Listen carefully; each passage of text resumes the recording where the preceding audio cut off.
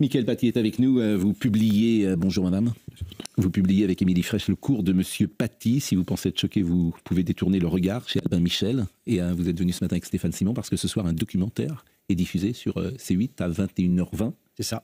Documentaire que vous avez produit. Merci beaucoup Mickaël Paty d'être avec nous. On va être dans une seconde avec Chana, avec Audrey Berthaud. Quand vous êtes arrivé sur ces plateaux, la première question que je vous ai posée, c'est comment vont vos parents ? C'est les questions sur la famille, c'est toujours un petit peu intime et j'ai pas spécialement envie d'en parler à tout le monde. Donc, à mes yeux, ils attendent leur mort, c'est tout. Audrey Berthaud nous rappelle les titres. Bonjour Pascal, bonjour à tous. On débute avec cette nouvelle tentative de viol dans le bois de Boulogne, tout près de Paris. Une plainte a été déposée par une jeune femme de 19 ans lundi en fin d'après-midi au commissariat de Neuilly-sur-Seine. Elle dénonce avoir été agressée dans le bois et s'être physiquement débattue pour s'en échapper. Les dernières heures ont été calmes en Martinique. Le couvre-feu a été prolongé jusqu'au 21 octobre après les violences urbaines de ces derniers jours. Une nouvelle table ronde de négociation autour de la vie chère doit avoir lieu ce matin. Et puis Washington a accueilli Baoli et King Bao, deux nouveaux pandassadeurs chinois, un couple de pandas porteurs d'un message diplomatique symbolique entre les deux premières puissances mondiales. La première paire de pandas avait été offerte par Pékin aux États-Unis en 1972. Les derniers jours de Samuel Paty, le combat de sa sœur pour la vérité, ce sera diffusé ce soir sur C8, ce mercredi 16 octobre à 21h20. Et puis il y a ce livre, Le cours de Monsieur Paty, que vous avez écrit avec Émilie Frèche, qui est un livre évidemment déchirant. Et ce que vous avez voulu faire, c'est une enquête. Oui, enfin, à travers ce livre, ce que j'ai voulu montrer, c'est quelque part de partir de ma souffrance, parce que c'est le début du livre, et qu'à partir de là, pour essayer de l'apaiser, il a fallu que je retrace point par point tout ce qui avait pu arriver à Samuel dans les 11 jours d'engrenage précédant sa mort. Donc j'ai mené un travail d'enquête pour essayer de reconstituer au maximum toutes les failles qui ont conduit à ce qu'il se finisse seul, décapité par un islamiste un peu avant 17h, le 16 octobre 2020. Et c'est ça qui est sidérant lorsqu'on lit ce livre, lorsque vous parlez de failles, c'est bien au-delà. C'est-à-dire qu'il est seul, que personne ne l'aide, que tous les signaux sont en place et que personne n'intervient.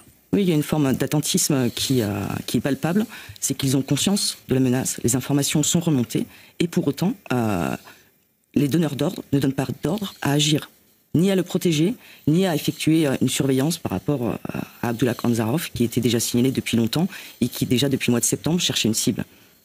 Alors, pour revenir précisément à l'enchaînement, au déroulement, tout part donc d'un cours, et vous écrivez, vient maintenant le moment de montrer les caricatures. Samuel propose à ses élèves de visualiser 3 dessins de Mahomet, 3 images, dont une qu'il qualifie de trash. Mais au préalable, parce que nous sommes dans une société laïque qui oblige la République à ne pas imposer elle-même une idéologie, ce qui explique la neutralité et l'impartialité des institutions républicaines et des fonctionnaires, mon frère autorise ceux qui pensent pouvoir être choqués à sortir quelques minutes dans le couloir accompagné de l'auxiliaire qui aide 2 enfants en situation de handicap. En d'autres termes, après avoir garanti la liberté de la presse en proposant le visionnage des caricatures, il s'assure, en offrant la possibilité de sortir un instant à ses élèves, que la liberté de conscience de chacun est respectée. Donc, il est dans une démarche à la fois pédagogique, humaine, sensible. Très réfléchi. Très réfléchi. Exemplaire. Exemplaire. Oui. C'était un travail qu'il avait réussi à construire, pour vraiment être au plus juste, dans une extrême neutralité qu'on lui demande. Et il était obligé de faire cette proposition de façon concomitante, tout en parlant de la liberté d'expression. Pour lui, c'était l'équilibre parfait, et c'est pourtant sur cela que l'éducation nationale va lui trouver que sa pédagogie n'était pas la bonne. Et qu'est-ce qui se passe avec une élève ? Alors, il y a eu 2 cours. Ce qu'il faut comprendre, c'est parce qu'il y a 2 classes de 4e. Donc, c'est une où il fait cours le lundi, 5 octobre, et l'autre classe où il fait cours le 6 octobre. La fameuse élève qui va poser problème, qui va mentir, qui va être la source de toute la cabale qui va être menée contre lui, aurait dû assister au cours, donc le mardi 6 octobre. Mais la veille, elle avait déjà eu cours avec mon frère, et mon frère avait annoncé que le lendemain, il allait montrer des caricatures. C'était, entre guillemets, pour leur proposer que le lendemain, ils auraient un choix, de voir ou ne pas voir ces caricatures. Cette élève est absente le mardi 6, et le mercredi suivant, le mercredi 7 octobre, la principale décide de renvoyer donc cette élève qui est turbulente depuis le début de l'année pour 2 jours. Et c'est le mercredi qu'elle va raconter à ses parents que son exclusion de l'établissement est en fait parce qu'elle a vu les caricatures et qu'elle s'était un petit peu opposée à ce que mon frère fasse un cours sur les caricatures. alors que c'était pas un cours sur les caricatures, c'était un cours sur la liberté d'expression. Elle a transformé tout depuis le départ, ce qui fait que même à un moment dans les vidéos qui vont être faites, notamment celle qui a été produite par Abdelhakim Sifrioui, on voit la jeune fille qui va carrément raconter c'était un cours sur l'islam. Elle ment beaucoup. Et ce qui est intéressant, lorsqu'il y a un fait dramatique, il y a une expression que j'utilise très souvent, c'est ouvrir le capot. C'est qu'on voit comment ça se passe au fond au quotidien, alors même qu'il n'y a pas eu toujours un fait dramatique. Mais on le voit là, comment ça se passe. Et on voit les réactions, des choses qu'on ne connaît pas forcément. Et vous écrivez le jeudi 8 octobre. Donc on est 2 jours après le fameux cours. Un militant islamiste multifiché, M. Sefri, oui, je ne sais pas s'il est en prison toujours. Il est incarcéré. Il est toujours incarcéré. Accompagne Brahim China, le père de Z, au collège du Bois d'Aulne pour rencontrer la principale, alors qu'ils n'ont pas rendez-vous. C'est ça, ouvrir le capot. On voit les réactions des uns et des autres. Bon. Agressif, virulent, les 2 hommes protestent contre l'éclusion de cette jeune femme, dont vous nous parlez un instant, qui aurait été décidée, selon eux, pour la punir d'avoir tenu tête à M. Paty en refusant de sortir dans le couloir alors qu'il voulait montrer à la classe une photo de Mahomet nu. Ils affirment qu'en obligeant les élèves musulmans à quitter sa classe, M. Paty s'est rendu coupable d'un acte raciste et que ce voyou doit être viré de ce collège. Donc on voit les réactions, comment les uns et les autres réagissent. Et on le voit uniquement parce qu'il y a un drame. Et c'est ça qui est saisissant de voir cette France-là qui s'est mise en place. Et l'éducation nationale, effectivement, elle ne bronche pas, elle ne bouge pas parce qu'elle a peur. Oui, alors, à l'heure actuelle, c'est un peu systématique, et c'est pas que par rapport à mon frère, c'est que tout problème de discipline, à l'heure actuelle, est transformé comme un problème de discrimination. Et donc, à partir de ce moment-là, on ne peut plus réprimander aucun élève pour quoi que ce soit. Alors là, on est le 8 octobre. Et donc, les menaces se précisent quand même. Et il ne se passe toujours rien. Et vous écrivez le vendredi 9 octobre, tout le collège ne parle plus que du cours de M. Paty, en raison de la vidéo de M. China qui circule de façon virale, parce qu'il a mis évidemment une vidéo pour l'accuser. Durant le week-end, en réponse au message de la principale et malgré sa demande de solidarité autour de Samuel, un des professeurs d'histoire géo qui a déjà pris ses distances avec mon frère lors de la réunion informelle ainsi qu'une professeure de lettres vont se désolidariser de lui publiquement sur la messagerie interne du collège en condamnant la manière dont il a conduit son cours sur la liberté d'expression. Vraiment, c'est effrayant. Ces gens-là vont devoir répondre de ce qu'ils ont fait ? On espère qu'il y a un jour, ils vont devoir répondre de leurs actes. Pour l'instant, l'enquête est juste à ses prémices, donc j'attends. Ils réagissent par peur ou ils réagissent par idéologie ? Pour les mails qui ont été envoyés, assurément, il y en a un, c'est par idéologie. Donc là, on est le week-end. Donc je rappelle que l'affaire, si j'ose dire, a commencé le lundi 5 octobre. On est le week-end. Et là, j'arrive au jeudi 15 octobre. Donc il s'est passé quasiment 10 jours. Le jeudi 15 octobre, mon frère continue d'aller au collège et de dispenser ses cours alors qu'il est totalement isolé. Et que les menaces à son encontre se poursuivent. Il a de plus en plus peur. En témoignent ces quelques mots griffonnés sur son cahier de notes, demande à G de m'escorter, ainsi que le marteau retrouvé dans son sac à dos. Durant cette période, il vous appelle ? Non, pendant cette période, personne de notre famille était au courant de ce qui est en train de se tramer. Mon papa était très malade. Donc je pense qu'il ne voulait pas créer d'inquiétude supplémentaire. Mais surtout, et ça on pourrait remonter au moins jusqu'au lundi 12, avec la venue du référent laïcité qui a été mandaté pour venir apaiser la situation au sein du collège. Il a annoncé à tout le monde que le collège était sous surveillance, qu'il y avait des patrouilles de police, que les renseignements territoriaux étaient là en surveillance, et qu'il a même précisé qu'il y avait des individus qui étaient sous écoute. Donc ces propos à l'heure actuelle sont complètement faux. Il n'y a jamais eu de surveillance du collège, il n'y a jamais eu de patrouille d'organisée, et vraisemblablement personne n'a été sous écoute. On a vendu à mon frère l'idée qu'il était protégé. Et que, de ce biais-là, il a continué d'aller au collège. Parce que s'il ne venait plus... Donc ça, c'est le référent laïcité qui dit ça. Mais il va être entendu, ce référent laïcité, j'imagine, il va devoir répondre aussi de ce qu'il a dit. Ils vont tous devoir répondre. Il y a une petite... Alors Stéphane Simon, je rappelle que vous êtes le producteur de ce documentaire qui passe ce soir sur C8. Et qui raconte le combat de Michael depuis 4 ans maintenant.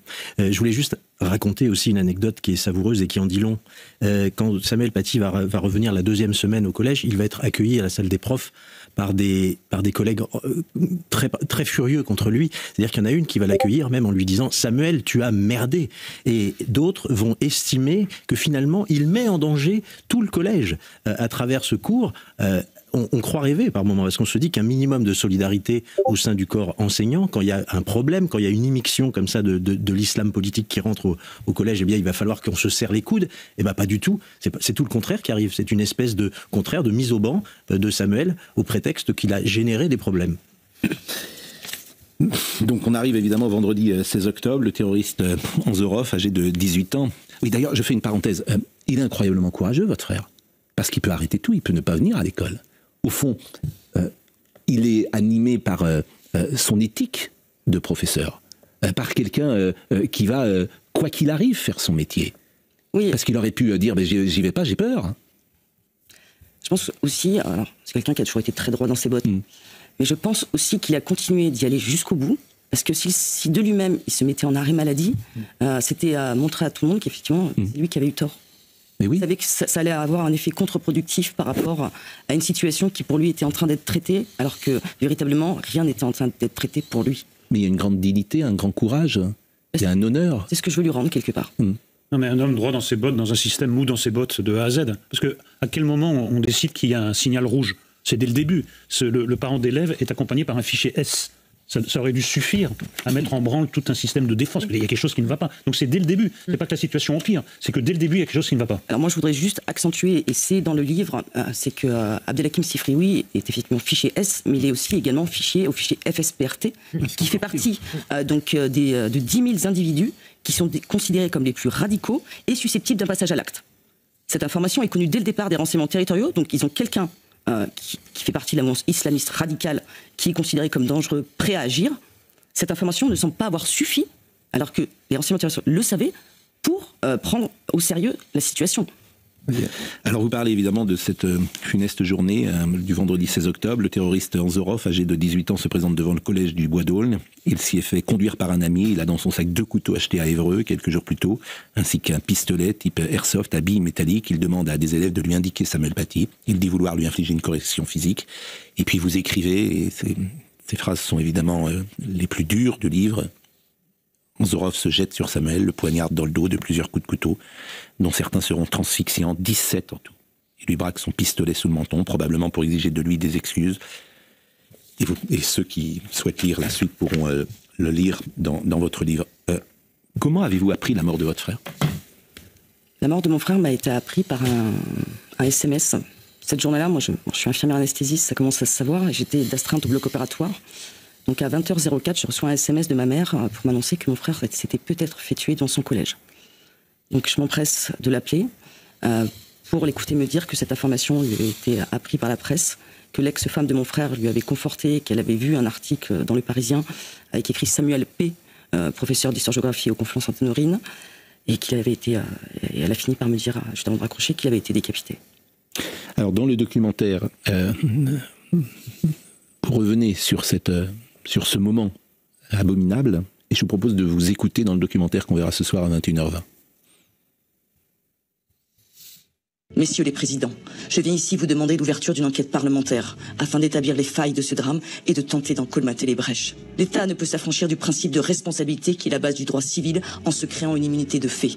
Messieurs les présidents, ainsi que l'ensemble des sénateurs, vous qui avez condamné à l'unanimité l'assassinat de Samuel Paty, délaissant votre traditionnel clivage, j'espère que vous agirez aujourd'hui dans le même esprit d'unité. Quand je l'ai vu sur cette table en métal froid, avec cet halo lumineux au-dessus de lui, et des détails que je ne savais pas avant de pénétrer dans cette pièce, c'est qu'il a été aussi massacré avec des plaies délabrantes au niveau du visage, ce qui fait que je ne l'ai pas reconnu. Moi, je suis resté fixé à le regarder, et ma mère répétait en boucle « Ils me l'ont massacré, ils me l'ont massacré, ils me l'ont massacré ».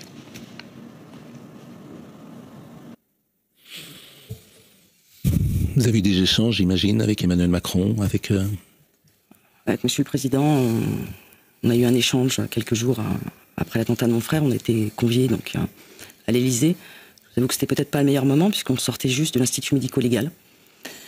Et on s'est retrouvé ma famille, donc, avec lui et son épouse, où la conversation était particulièrement difficile à aborder.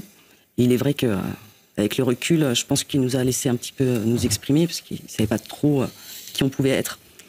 Parce qu'on n'est pas, nous, fichés par les renseignements territoriaux. Et c'est moi, effectivement, qui ai engagé la conversation. C'était pas vraiment une conversation, c'était plus lui annoncer ce que je pensais. Et donc, la phrase, on la retrouvera dans le documentaire ce soir. C'est Monsieur le Président, s'il y a bien quelqu'un de notre famille qui aurait dû être assis en face de vous, c'était mon frère. Et vous auriez eu à apprendre de lui. Bravo. Est-ce que vous pensez qu'aujourd'hui, les choses sont différentes? Je ne le pense absolument pas.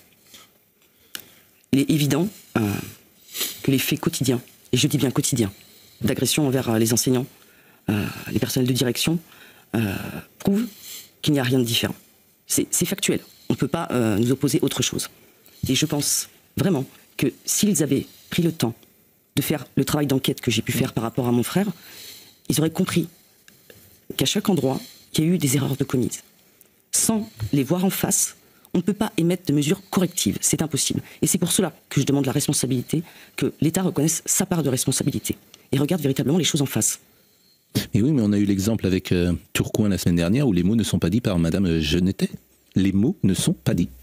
Non, les mots ne sont pas dits. Donc, c'est pas du déni, hein, c'est volontaire hein, à bout d'un moment. C'est-à-dire de ne pas vouloir nommer le man qu'il y a une mouvance islamiste qui essaye de pénétrer nos écoles, de s'obstiner à pas le dire, c'est une idéologie aussi. Hein. Et vous pensez que c'est une idéologie ou vous pensez qu'ils ont tellement la trouille, ils sont tellement impuissants qu'ils ne peuvent aujourd'hui ne pas nommer les choses. Madame Genetet, je ne lui fais pas le procès d'avoir une idéologie pro-islamiste. Je pense d'abord qu'elle n'est absolument pas adaptée au poste qu'on lui a donné. Ça, c'est ma conviction. Et que, effectivement, elle a des éléments de langage qui ne permettent pas d'affronter la réalité. Oui, mais je pense qu'au bout d'un moment, il faut peut-être avoir autre chose que la peur à opposer à tout ce qui nous arrive. Oui. Je me demande mais Bruno Retailleau a les mots. Oui, mais je me demande à quel moment on peut demander à nos profs de ne pas avoir peur si ceux qui sont censés nous protéger ont peur. Mais vous avez raison. Vous avez raison. Mais c'est pour ça que Bruno Retailleau est différent et qu'il dit les choses. Et que Mme Genetet ne les a pas dit, me semble-t-il. Alors vous allez rester encore quelques secondes avec nous. Marc Duguin va être là aussi tout à l'heure, mais ce que vous dites est tellement poignant, tellement fort, que je voudrais qu'on continue encore quelques secondes, quelques minutes cet entretien, et puis les uns les autres pourront peut-être vous interroger. Il y a quelque chose qui est important aussi de dire, c'est au terme de 2 années de travail, les juges d'instruction du pôle antiterroriste ont délivré leur ordonnance de mise en accusation, renvoyant 14 accusés suspectés d'être impliqués à des degrés divers dans l'assassinat de Samuel Paty. Combien aujourd'hui sont en prison ? Il y a les complices qui sont allés chercher les couteaux, les armures, chez l'armurier, etc. Il y a ceux qui ont propagé la rumeur. Là, je vois déjà 5 personnes. Et puis, il y en a d'autres qui vont être jugés, comme par exemple ceux qui ont relayé les informations et averti Abdullah Kanzorov d'un certain nombre d'absences de sanctions contre Samuel Paty, qui ont donc déclenché quelque part Abdullah Kanzorov, l'assassin de Samuel Paty. 6 d'entre eux étaient mineurs au moment des faits, et donc ont été jugés en décembre 2023 à huis clos, comme le veut la procédure par le tribunal pour enfants de Paris. Les 8 autres prévenus seront quant à eux jugés en novembre prochain. À partir du 4 novembre, je crois. Oui, devant la cour d'assises. Oui. Michael Paty est avec nous. Le cours de Monsieur Paty, c'est écrit avec Émilie Frêche, qui est une romancière que chacun connaît, qui avait écrit un livre sur Ilan Halimi, et qui est très engagé, disons-le, dans certains combats. C'est publié chez Albin Michel. C'est vrai qu'il y a une force et une puissance de votre témoignage, madame. Et je rappelle que ce soir, on pourra voir le documentaire que vous avez produit à 21h.